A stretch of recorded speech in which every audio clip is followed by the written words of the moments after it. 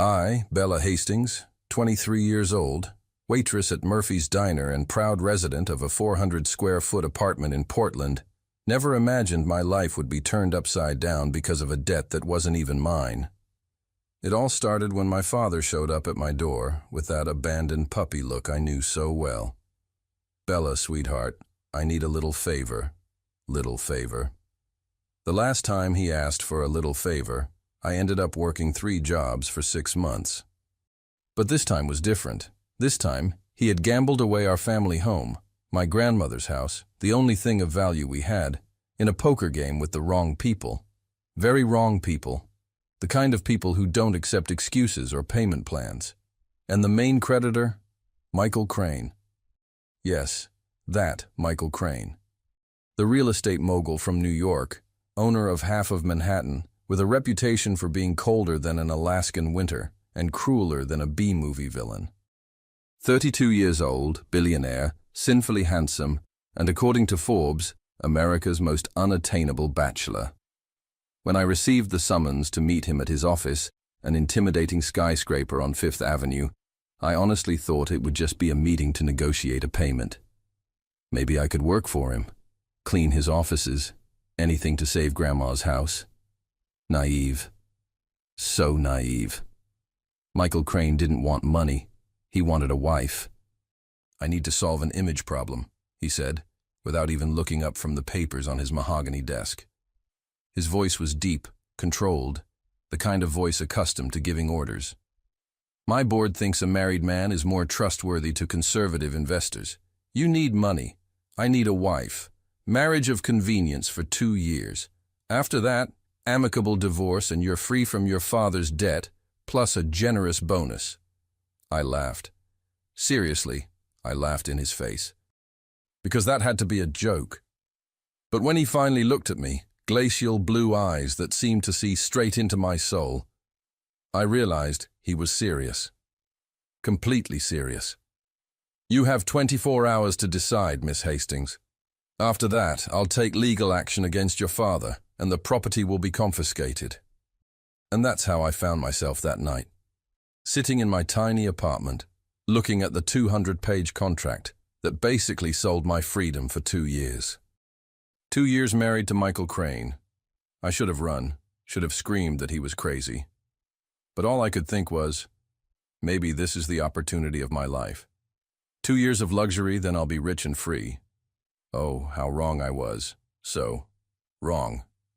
I signed the contract at 11:47 p.m. on a Tuesday night, my hand shaking so badly I could barely hold the pen. 24 hours later, I was standing in a courthouse in Manhattan, wearing a cream dress that cost more than my yearly rent, about to become Mrs. Michael Crane. There was no ceremony, no flowers, no guests except for Michael's stone-faced attorney, Gerald, who served as our witness and looked at me like I was something unpleasant stuck to his expensive Italian shoe. Michael wore a charcoal suit that probably cost more than my car. He looked bored, actually bored. Like marrying a complete stranger was just another item to check off his daily to-do list, somewhere between approve merger and fire incompetent employee. "Do you, Bella Marie Hastings, take this man to be your lawfully wedded husband?" the judge asked. I opened my mouth. Nothing came out. Michael's jaw tightened almost imperceptibly. "Miss Hastings," he said, his voice low and cold. "We had an agreement." "Right. The agreement. My father's debt. Grandma's house." I swallowed hard. "I do." The judge turned to Michael, but he was already saying, "I do," before the question was even finished.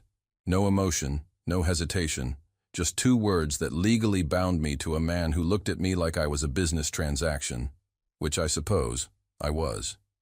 "You may kiss the bride." My heart stopped. In all the chaos and panic of the last 48 hours, I hadn't thought about this part. I'd never been kissed. Not really. An awkward peck in high school didn't count. And now my first real kiss was going to be with a man who clearly despised this entire situation.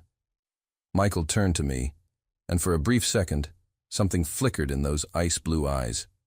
Surprise, maybe. Like he'd just remembered I was an actual person, and not just a signature on a contract. He leaned in, and I held my breath. His lips brushed mine for exactly 1.5 seconds, I counted. Cold and impersonal, like shaking hands with your mouth. Then he pulled away, already turning toward the exit. "Let's go," he said. "I have a 4 o'clock meeting." Of course he did. The penthouse was obscene. I'd seen luxury apartments in movies, sure, but this was something else entirely. Floor-to-ceiling windows overlooking Central Park. Marble floors so polished I could see my reflection.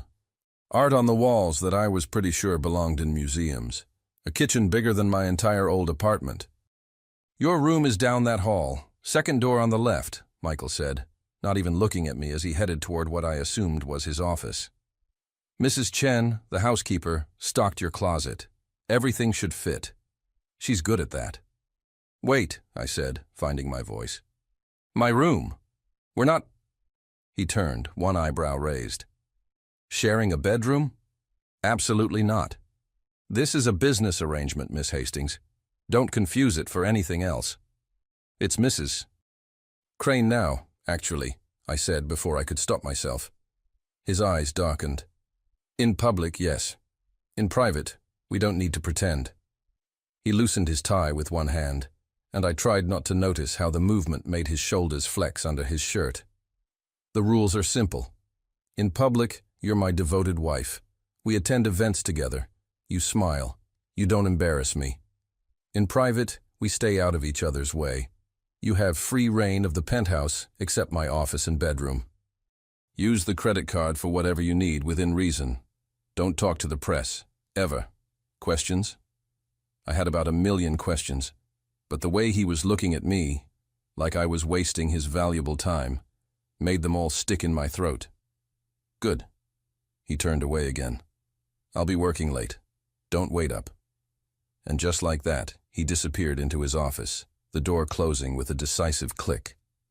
I stood there in the massive living room, still in my cream wedding dress, legally married to a man who couldn't even stand to look at me for more than 30 seconds, and felt the reality of the situation crash over me like a wave.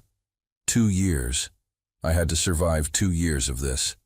I found my room, not ours, and it was beautiful.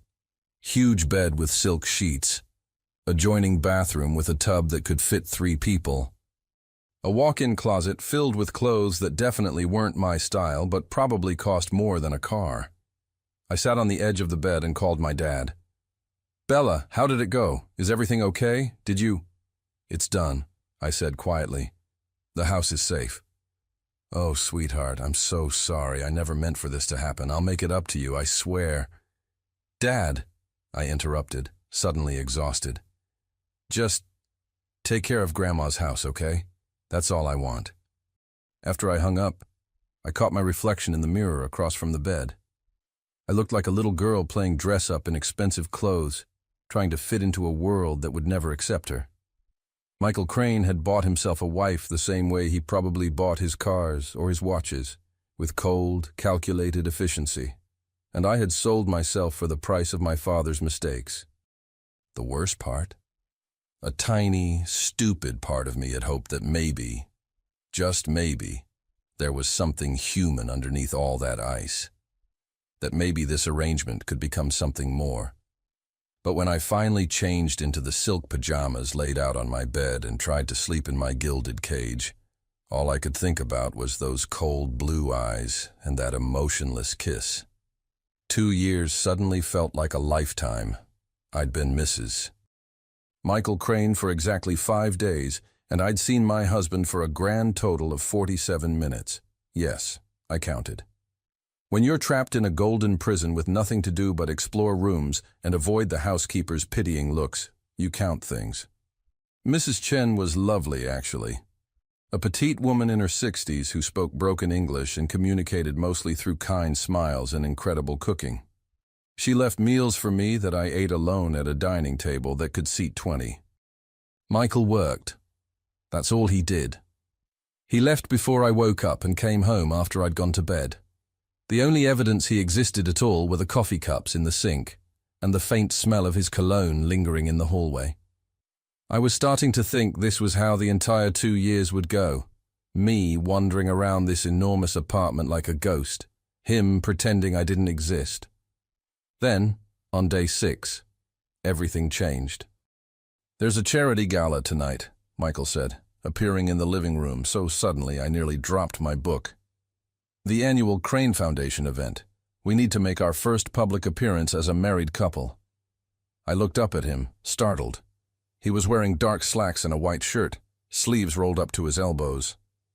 It was the most casual I'd seen him, and I hated that I noticed how the shirt fit across his shoulders.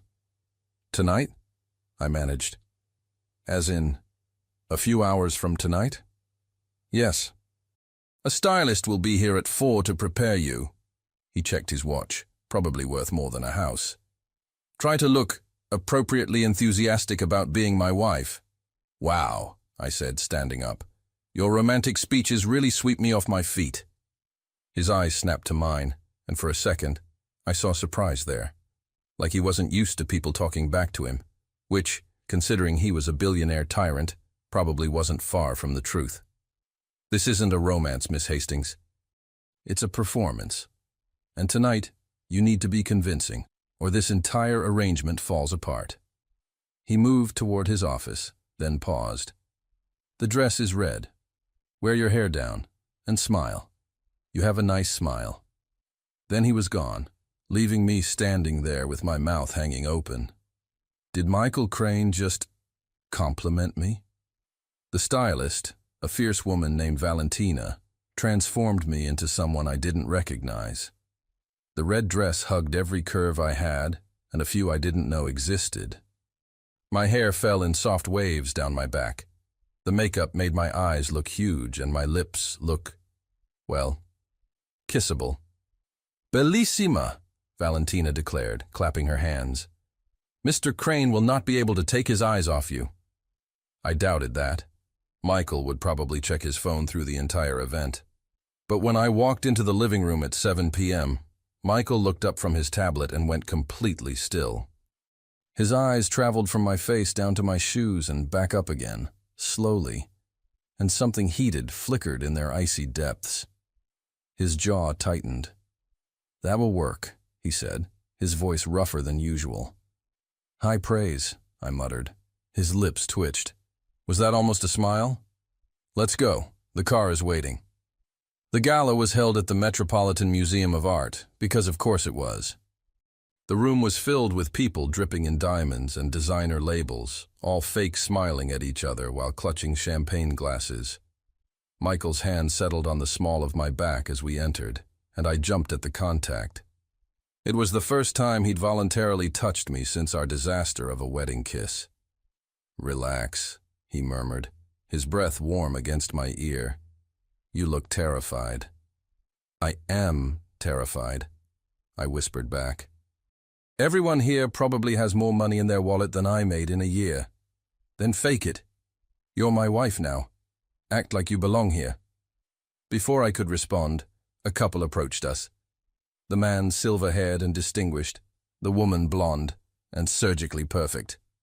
"Michael! And this must be the mysterious bride," the man boomed. "Robert Hutchinson, this is my wife, Diane." "Bella," I said, extending my hand. "It's lovely to meet you."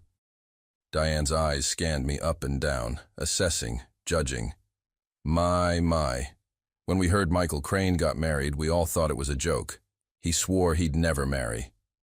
The word stung, but Michael pulled me closer, his hand sliding around my waist possessively. "Well, Diane," he said, his voice smooth as silk, but with an edge I'd never heard before. I'd never met Bella before. She changed everything.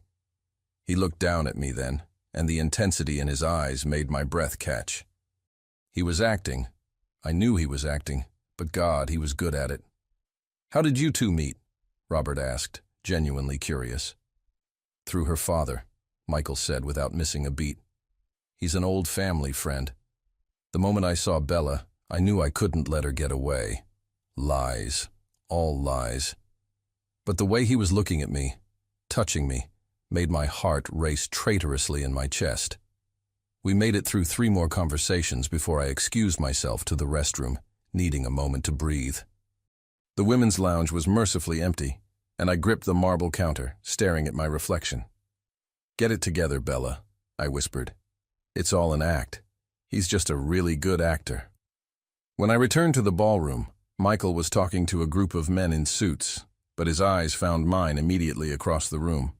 He excused himself and walked toward me, and I hated how my stomach fluttered. "You disappeared," he said. "I needed air."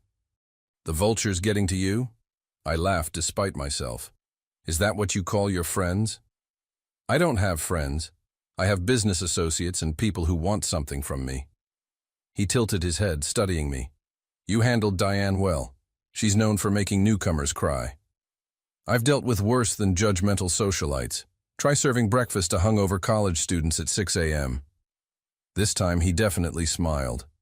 A real smile. Small, but real. It transformed his entire face, softening the harsh angles and making him look almost human. "Come on," he said, offering his hand. "We should dance. People are watching." The orchestra was playing something slow and romantic. Michael led me to the dance floor, one hand settling on my waist, the other taking mine. This close, I could smell his cologne, feel the warmth radiating from his body. "You're doing well tonight," he said quietly as we swayed to the music. "Better than I expected." "You expected me to embarrass you?" "I expected you to be uncomfortable. This world can be overwhelming." "It is overwhelming," I admitted. "But I made a deal. I keep my promises." Something flickered in his eyes. Respect, maybe. His hand tightened slightly on my waist. "So do I, Bella." It was the first time he'd used my first name since the wedding. The sound of it in his deep voice sent a shiver down my spine. The song ended, but we stood there for a moment longer, his eyes locked on mine, and I could have sworn I felt something shift between us. Something dangerous. Then his phone buzzed, breaking the spell. "I need to take this," he said, stepping back, his walls slamming back into place. "Stay here. Mingle. I'll find you in 20 minutes. And just like that, the cold businessman was back, leaving me alone on the dance floor, wondering if I'd imagined that brief moment of connection. But as I watched him walk away, I caught him glancing back at me once, just once, before disappearing into the crowd. Maybe surviving 2 years wouldn't be as simple as I thought. Maybe it would be much, much harder. The morning after the gala, I woke up to find Michael sitting at the kitchen island, drinking coffee and reading the newspaper, at 10 a.m. on a weekday. I froze in the doorway, suddenly very aware that I was wearing an old, oversized t-shirt and shorts, my hair a mess. This was his territory, the kitchen in the morning, and I was invading it. "Don't just stand there," he said without looking up. "Mrs. Chen made breakfast." I cautiously approached, pouring myself coffee. The silence stretched between us, broken only by the rustle of his newspaper. I was about to escape back to my room when he spoke. "You made the society pages." He slid the paper across the counter toward me. There we were, a full-color photo of us dancing. Michael's hand on my waist, my head tilted back slightly, both of us looking at each other like we were the only 2 people in the room. The headline read, "Ice King Melts, Michael Crane's Surprise Wedding." The notoriously cold CEO appeared genuinely smitten with his new bride. I read aloud. "Sources say it was a whirlwind romance." I looked up. They bought it. Of course they did. We were convincing. He took a sip of coffee. "We have 3 more events this month. A business dinner Friday, a gallery opening next Tuesday, and a weekend at the Hamptons with the Hutchinsons." "A whole weekend?" My voice came out higher than intended. His eyes finally met mine. "Problem? No, we'll need to share a room, won't we? For appearances." Something flickered across his face. "Yes." "Can you handle that, or do I need to make other arrangements?" The way he said it, like I was some delicate flower who couldn't handle being near him, sparked something defiant in me. "I can handle it," I said firmly. "Can you?" His eyes darkened, and for a moment, neither of us moved. Then his phone rang, shattering the tension. "Crane," he answered, already standing. He listened for a moment, then his jaw tightened. "I'll be right there." He grabbed his jacket. "Problem at the office. I'll be back late." "What else is new?" I muttered into my coffee. He paused at the door. "What was that?"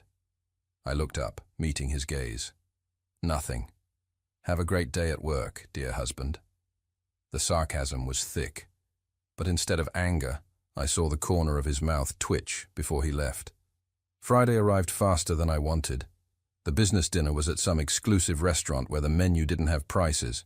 Never a good sign. I wore a black dress that Valentina had insisted was perfect for making powerful men lose their concentration. Michael's reaction when I emerged from my room suggested she might have been right. His eyes lingered a moment too long before he cleared his throat. "Ready?" was all he said. The dinner was with Japanese investors, the Tanaka Corporation, and their translator. Michael was different here, sharp, focused, commanding. Watching him negotiate was like watching an artist work. He knew exactly when to push, when to yield, when to deploy that rare, devastating smile. I tried to be the perfect wife, smiling, nodding, laughing at appropriate moments. But halfway through the main course, Mr. Tanaka turned to me.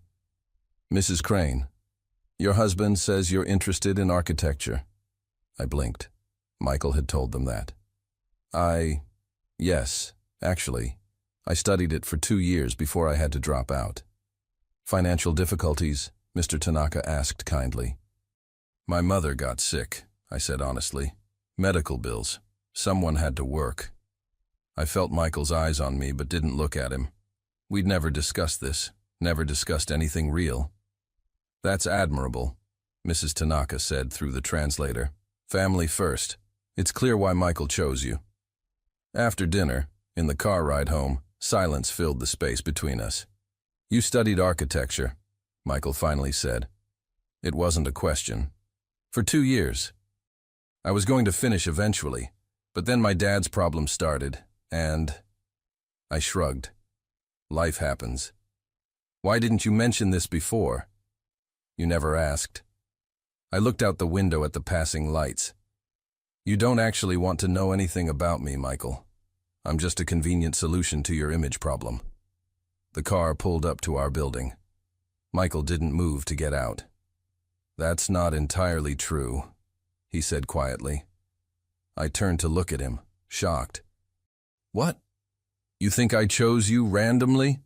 Your father wasn't the only one with gambling debts in my portfolio." His eyes met mine in the dim light. "I could have picked any of them. I picked you because when I had you investigated..." "You had me investigated?" "Of course I did.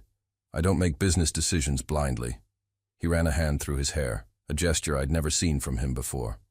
"Your file showed someone who worked 3 jobs to save her family home, who sacrificed her education for her mother, who kept trying despite everything. That's not someone who embarrasses easily. That's someone who keeps their word." I stared at him, speechless. "You were the smart choice," he finished, but his voice had softened. "The smart choice," I repeated. "Right. Business." I moved to exit the car, but his hand caught my wrist. The touch sent electricity up my arm. "Bella." My name again, in that voice that made my traitorous heart skip. "The Hamptons this weekend. Separate beds, I promise. But we need to be convincing. The Hutchinsons are important investors." We were convincing at the gala. That was easy. A few hours, then home. This is 2 full days of pretending to be... He paused, searching for words. "In love," I supplied. His grip on my wrist tightened fractionally. Comfortable with each other. Intimate. The word intimate hung in the air between us. "I can handle it," I said, echoing my words from days ago. "I know you can." He released my wrist. "That's why I chose you." Inside the penthouse, I headed straight for my room, but his voice stopped me. "Bella." I turned. He stood in the middle of the living room, looking somehow lost in his own space. You could finish your degree if you wanted. I could... No, I cut him off. I don't need your charity, Michael. It's not charity, it's... He struggled with the words. You gave up something important. This marriage is already taking 2 years of your life. The least I can do is help you get back something you lost. I wanted to argue, wanted to throw his offer back in his face.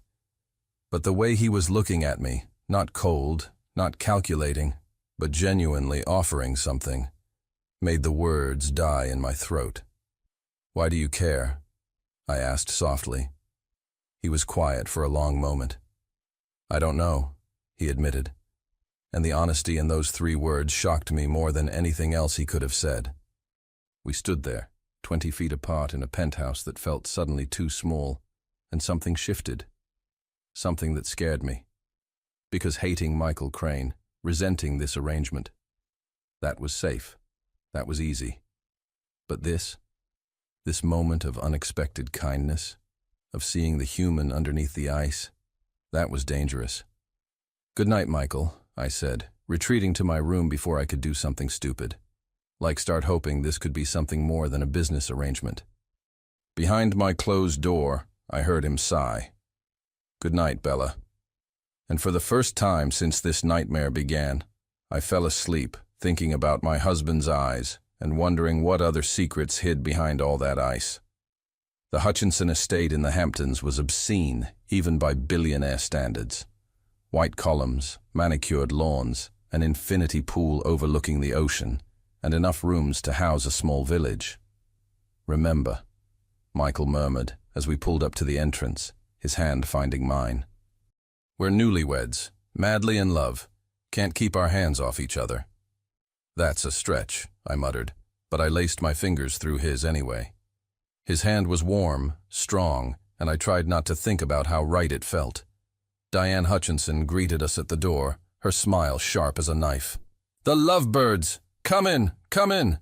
We've put you in the ocean suite. Very romantic. The ocean suite was beautiful. Floor-to-ceiling windows, a massive king bed with white linens, a balcony overlooking the water, and absolutely no couch. One bed, I said unnecessarily after Diane left. I can sleep on the floor, Michael offered, setting down our bags. Don't be ridiculous. It's a huge bed. We can share. We're adults. I sounded more confident than I felt. Just stay on your side.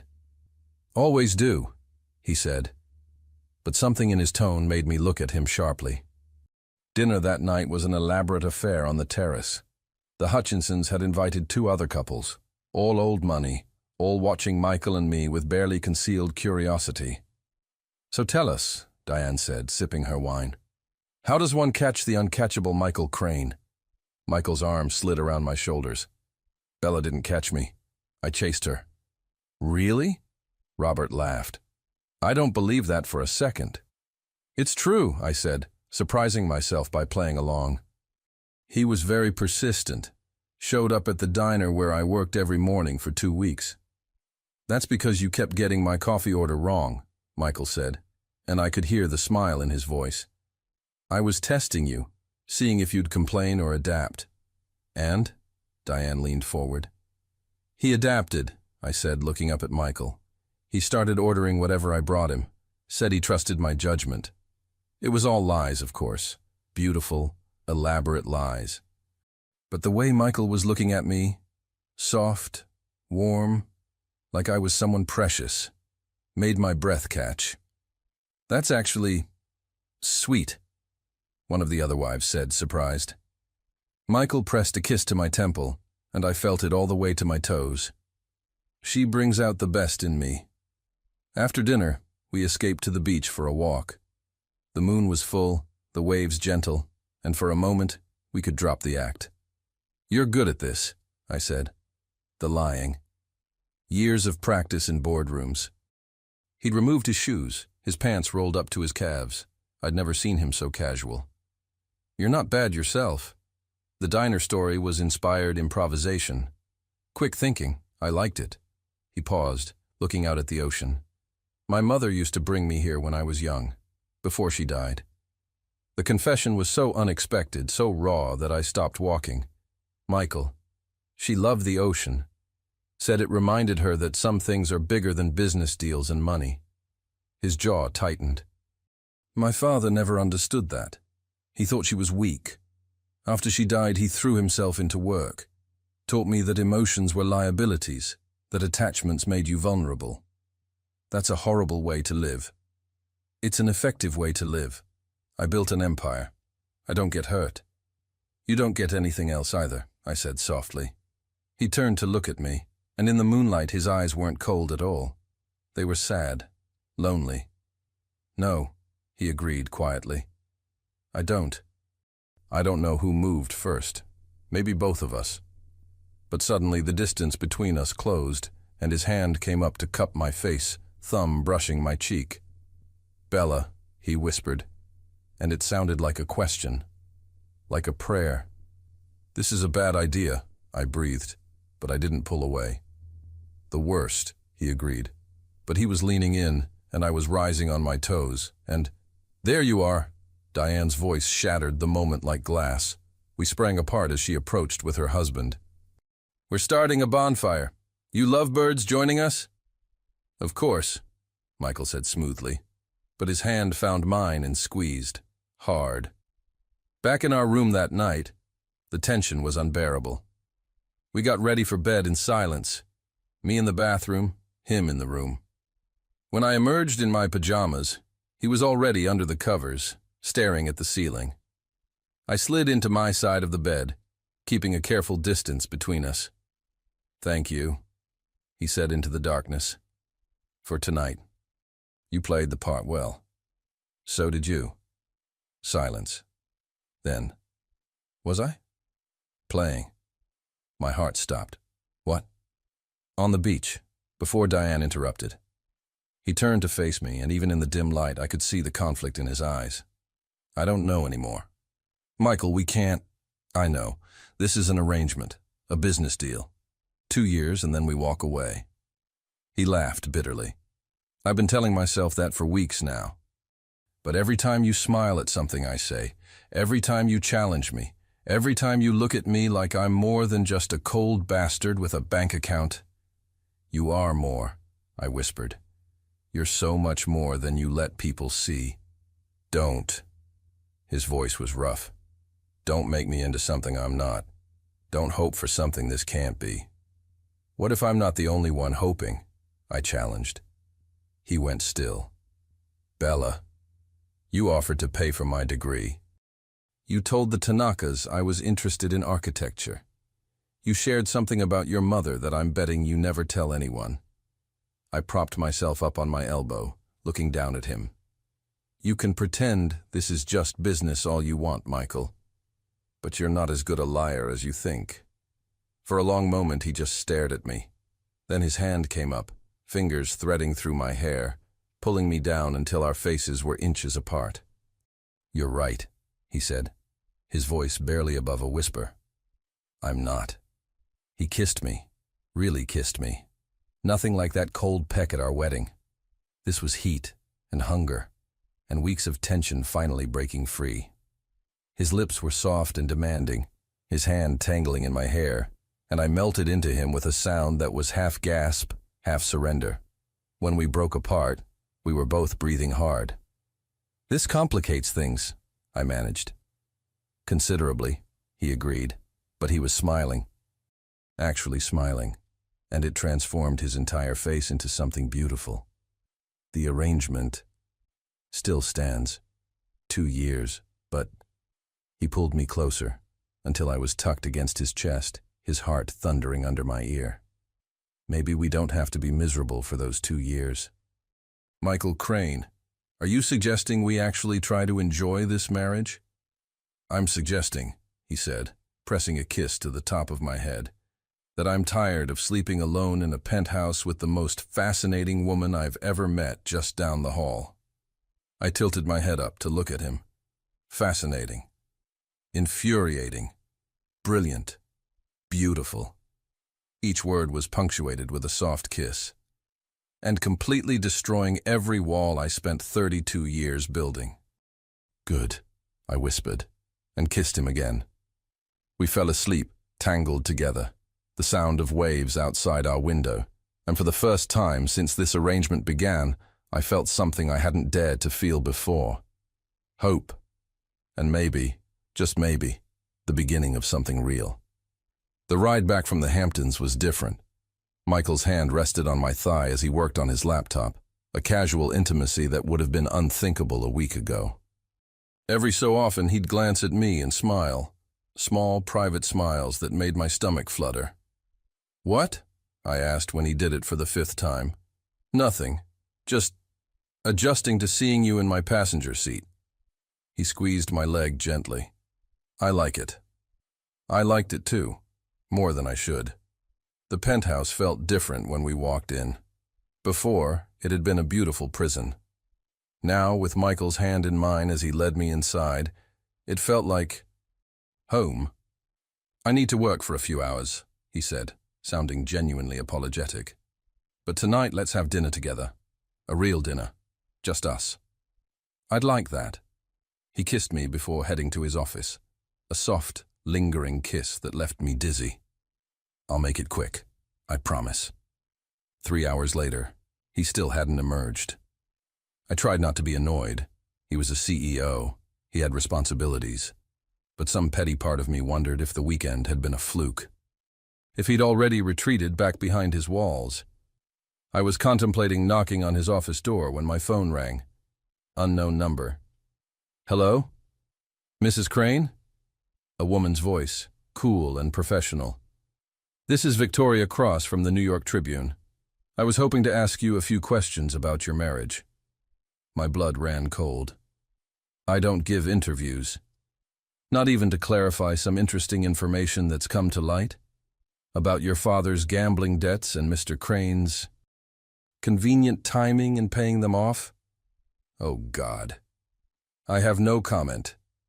I hung up with shaking hands. Within minutes, my phone was ringing again. Different numbers, reporters. Somehow, someone had leaked the truth about our arrangement. Michael's office door flew open. He was on his phone, his face dark with fury. "I don't care how it happened, Gerald. Fix it now." He hung up and looked at me. "Pack a bag. We need to leave." "What's happening?" "Someone leaked information about our arrangement to the press.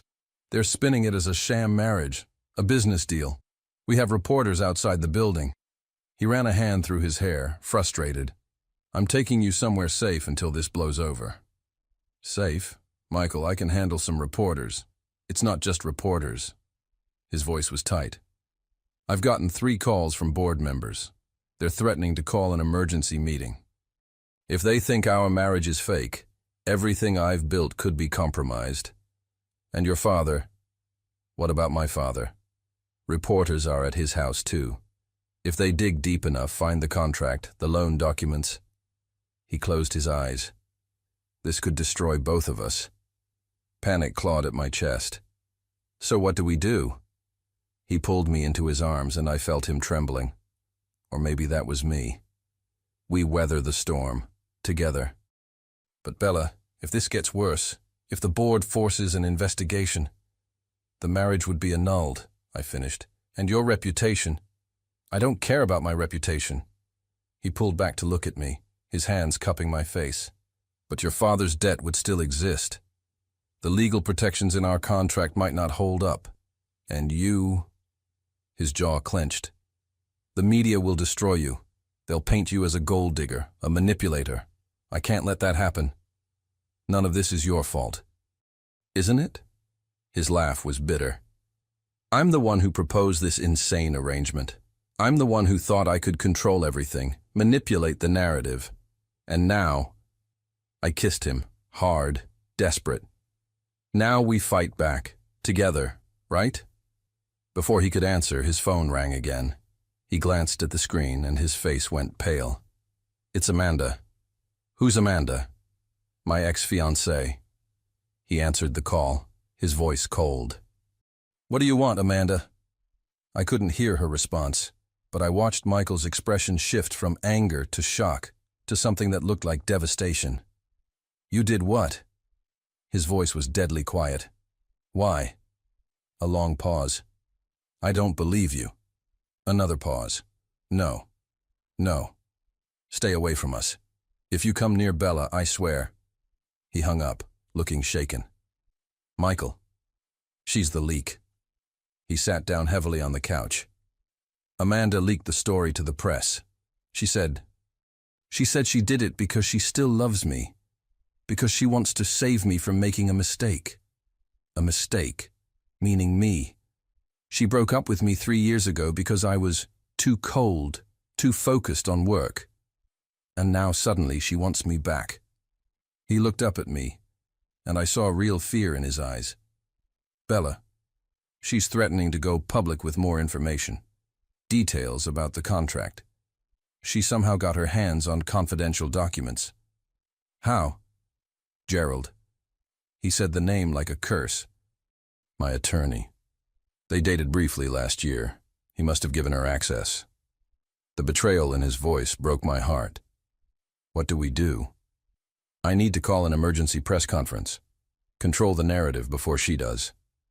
He stood, pacing. I'll tell them the truth. That our marriage started as an arrangement, but became real. That we fell in love. It's the only way to... But it's not entirely a lie. I interrupted. Is it? He stopped pacing, turned to face me. No, it's not. Then say that. Tell them the truth. That we married for practical reasons but found something neither of us expected. I walked to him, taking his hands. Tell them that you're falling for your wife. I'm not falling, he said quietly. I've already fallen, Bella. Completely. And that terrifies me. I kissed him softly. Good. I'm terrified too. The board might still force us apart, annul the marriage. They could argue I violated company ethics, that I'm unfit to lead. Then we fight. We show them this is real. We make them believe. And if we can't? I took a deep breath. Then at least we tried. Together. The press conference was scheduled for the next morning. That night, we lay in Michael's bed, the first time I'd been in his room, tangled together in the darkness. I'm sorry, he whispered, for dragging you into this mess. You should be finishing your degree, living your life, not dealing with my corporate drama and vengeful ex-fiancés. I'm exactly where I want to be. I kissed his shoulder. Though I could do without the vengeful ex. He laughed softly, pulling me closer. If we survive this, if the board doesn't throw me out, and the press doesn't eat us alive. Yes? I want to do this right. Date you properly. Take you to dinner, not business functions. Show you off because I'm proud to be with you, not because I need to maintain an image. Michael Crane, are you asking me to be your real wife? I'm asking for a chance to prove I can be the husband you deserve. Not the cold bastard you married, but the man you're helping me become. I kissed him, pouring everything I felt into it. You already are. We made love that night, slow, tender, terrifying in its intensity. And as I fell asleep in his arms, I tried not to think about the press conference in the morning. Tried not to think about Amanda's threats, or the board's concerns, or the very real possibility that we could lose everything. Because in that moment, wrapped in Michael's arms, feeling his heart beat against mine, I had everything I never knew I wanted, and I wasn't ready to let it go, not without a fight. The press conference room was packed. Cameras, reporters, microphones, a sea of judgment waiting to devour us. I stood backstage with Michael, my hand clutched in his, both of us trying to steady our breathing. We don't have to do this, he said for the 10th time. I can handle this alone. Protect you from... No! I squeezed his hand. We're in this together. That's what you said, remember? Before he could respond, Amanda appeared from nowhere, looking immaculate in a designer suit, her smile predatory.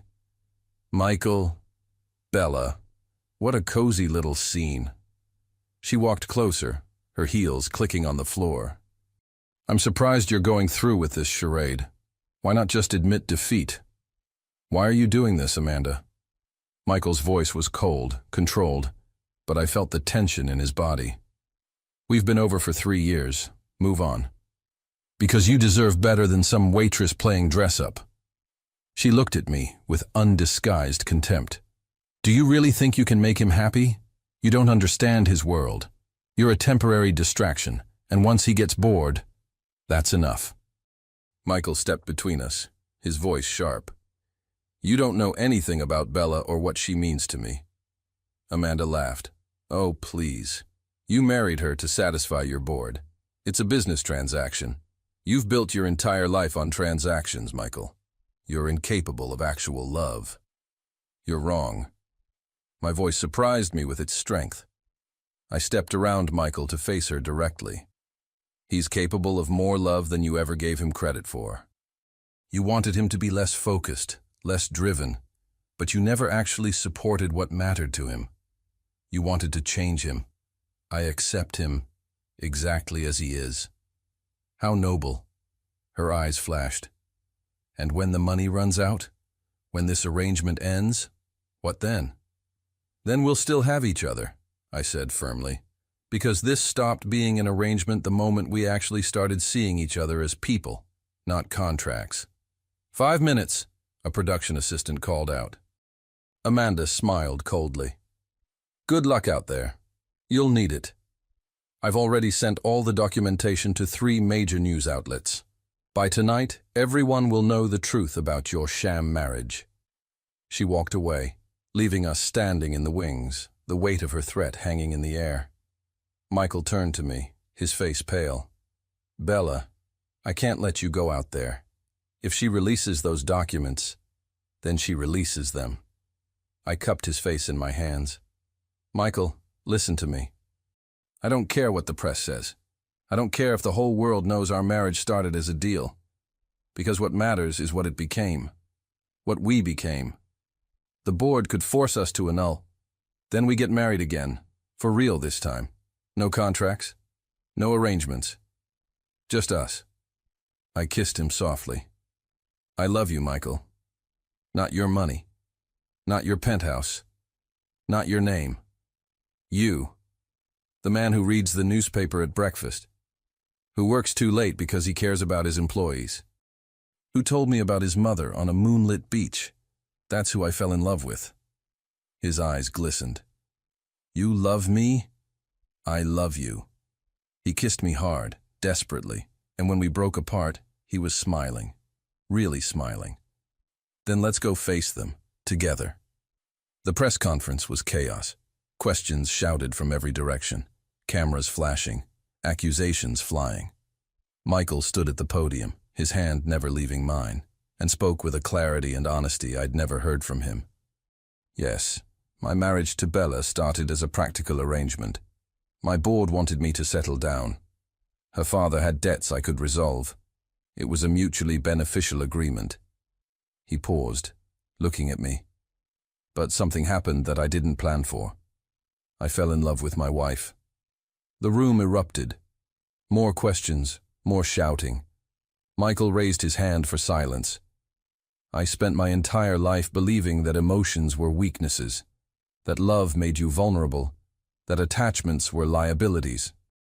And then I met Bella, and she showed me I was wrong about everything. His voice cracked slightly. She's brilliant, strong, kind, and she sees me, truly sees me, in a way no one ever has. Our marriage may have started as business, but it became the most real thing in my life. Mr. Crane, a reporter shouted. What about the allegations from Amanda Cross that you fabricated this relationship to manipulate your board? Amanda is my ex-fiancée who's clearly not over our breakup, Michael said calmly. And yes, she has documentation about our initial arrangement. I'm not denying that, but I'm also not ashamed of it. Because that arrangement brought me the love of my life. Another reporter. Mrs. Crane, is it true you married him for money? I stepped forward to the microphone. I married him to save my family's home. I won't apologize for that. But I stayed because I fell in love with a man who's so much more than his bank account. He's brilliant and dedicated, and yes, he can be cold and difficult and infuriating. I looked at Michael. But he's also capable of incredible kindness. He offered to pay for me to finish my degree. He remembers how I take my coffee. He holds me when I cry and makes me laugh when I least expect it. So yes, I married Michael Crane for practical reasons, but I'd marry him again tomorrow for love. The room fell silent. Then, slowly, someone started clapping. Then another. Soon, half the reporters were applauding, though the other half still looked skeptical. "One more question," Michael said, "and then we're done. Mr. Crane, what about your board? Will they accept this explanation?" Michael's jaw set. "If they don't, I'll resign. I've spent 32 years building Crane Industries, but I won't sacrifice my marriage to keep it. Some things are more important than business." He pulled me close and kissed me in front of all those cameras, all those reporters, all those doubters. And when we broke apart, I saw tears streaming down his face. "I choose you," he whispered. "I'll always choose you." That evening, we sat in the penthouse, watching the news coverage. The reaction was mixed. Some outlets praised our honesty. Others condemned us as manipulative. Amanda had released all the documents as threatened, and the internet was having a field day. But I didn't care. Michael's phone rang. He looked at the screen and closed his eyes. "It's the board chairman." "Answer it," I said, holding his hand. "Whatever happens, we face it together." He answered, putting it on speaker. "Robert." "Michael." Robert Hutchinson's voice was grave. "I've been watching the news, reading the documents Amanda released. The board is meeting tomorrow to discuss your future with the company." My heart sank. "However," Robert continued, and I heard something like warmth in his voice, "I wanted you to know that Diane and I will be voting to keep you as CEO. What you and Bella have is real. We saw it that weekend in the Hamptons. Anyone with eyes could see it." Michael's hand tightened on mine. "Robert, love makes us better leaders, Michael. Not worse. Your mother knew that. Maybe it's time you learned it too." He paused. "The vote will be close. But you have my support." And several others who saw that press conference. After he hung up, Michael pulled me into his lap, burying his face in my neck. "Thank you," he whispered, "for fighting for us, for loving me when I didn't deserve it." "You deserve everything," I said, running my fingers through his hair. "And whatever the board decides tomorrow, we'll be okay. We have each other. I love you, Bella Crane. I love you too." Outside our windows, the city glittered with a million lights. Our future was uncertain. The board vote could go either way. Amanda might continue her vendetta, but in that moment, wrapped in each other's arms, I knew one thing for certain. Whatever came next, we'd face it together. And that was enough. The boardroom was silent as a tomb. 12 board members sat around the massive mahogany table, their faces unreadable. Michael sat at the head, his hand gripping mine under the table so tightly I thought he might break my fingers. I didn't complain. Robert Hutchinson stood. "We've reviewed the evidence, the contract, the circumstances of the marriage, the press conference." He paused, and my heart stopped. "And we've made our decision." Michael's jaw was clenched so tight I could see the muscle jumping. He'd told me this morning that he'd already drafted his resignation letter. That if they voted to remove him, he'd walk away without a fight. "By a vote of 8-4, Robert continued, and I couldn't breathe. "The board has decided to retain Michael Crane as CEO of Crane Industries." The relief that flooded through me was so intense I actually gasped. Michael's hand loosened on mine, and when I looked at him, I saw tears streaming down his face. "However," Robert added, and the room tensed again, "we have conditions." "Michael, your father built this company on the principle that business comes first, always. And while that built an empire, it also destroyed relationships, including with your mother. We don't want to see you make the same mistakes." Michael nodded, unable to speak. "So our condition is simple. Maintain the balance you found. Keep being the brilliant CEO we hired, but also be a husband, take vacations, leave the office before midnight. Live your life. Robert smiled. Your mother would have wanted that. Thank you, Michael managed, his voice rough. All of you. I won't let you down.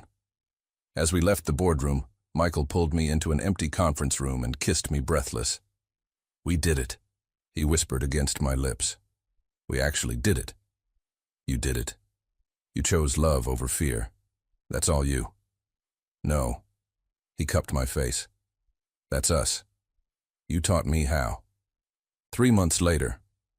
The apartment still took my breath away, but now it felt like ours, not his. My books on the shelves next to his business journals, my terrible abstract paintings on the walls, our photos from the Hamptons, from Paris, from the weekend we spent in Portland visiting my dad. I was sitting at the dining table, textbooks spread around me, when Michael came home at 6 p.m. 6 p.m. 3 months ago, he wouldn't have been home before midnight. How's the studying? He asked, kissing the top of my head. Brutal. Architecture school is harder than I remembered. I'd re-enrolled last month, and Michael had been impossibly supportive, helping me study, bringing me coffee during late-night cram sessions.